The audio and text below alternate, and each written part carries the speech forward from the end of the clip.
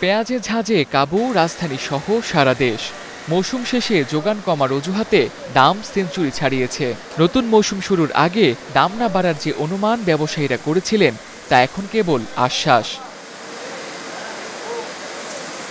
বুধবার রাজধানীর কারওয়ান বাজারে প্রতি কেজি দেশি পেঁয়াজের পাইকারি দাম ধরা হয়েছে ১১০ থেকে ১১২ টাকা এবং খুচরা বাজারে বিক্রি হচ্ছে ১২০ থেকে ১৩০ টাকা কেজিতে।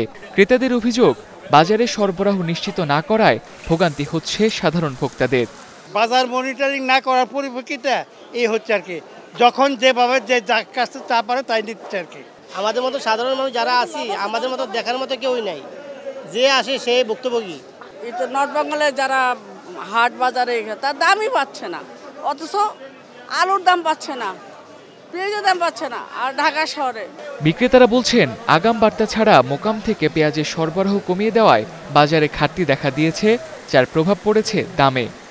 ইন্ডিয়ান পেস্টটা বন্ধ, এই আমার বাংলার পেঁয়াজের উপরে সমস্ত চাপ গেছে, এই জন্য পেঁয়াজ একটু শর্টের দিকে চলে গেছে। আমরা বেশি হলো ২০ বস্তা, আটে বাই হলো ১০ বস্তা, মনে করেন এরকম সবারই সংকট, ওই কিনতে পারে।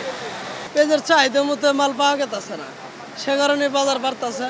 মালের যত আমদানি হবো অত বাজার নিয়ন্ত্রণে আসবে, এখন আর নিয়ন্ত্রণে আসার কোনো সুযোগ নেই। একই চিত্র পেঁয়াজের অন্যতম পাইকারি বাজার চট্টগ্রামের চাকতাই খাতুনগঞ্জেও। নতুন মৌসুমের পেঁয়াজ না আসা পর্যন্ত বাজার অস্থিরতা কমবে না বলে মনে করেন খাতুনগঞ্জের পাইকাররা। আমাদের গড়ও আসতো প্রায় ৪-৫০০ বস্তা, ওখানে আসতে যায় প্রায় ৪০-৫০ বস্তা, ১০০ বস্তা। আমার চাহিদা ১,০০০ টন, তো এখানে মাল বাজার উঠতেছে মানে ২০০-২৫০ টন, তাহলে ৬০০-৭০০ টন আপনার শর্ট হয়ে গেছে। ৬০ টাকার পেঁয়াজটা হয়ে গেছে ৮০-৯০ টাকা, আর যেটা ৭০ টাকা বেশি সেটা গেছে ১০০-১৫০ টাকার দিক দিয়ে বর্তমানে। পেঁয়াজের বাৎসরিক চাহিদার থেকেও দেশে উৎপাদন বেশি, তবুও নতুন মৌসুম শুরুর আগে এমন ঘাটতির কারণ খতিয়ে দেখার আহ্বান ক্রেতাদের। Tamsid Ahmed, star news.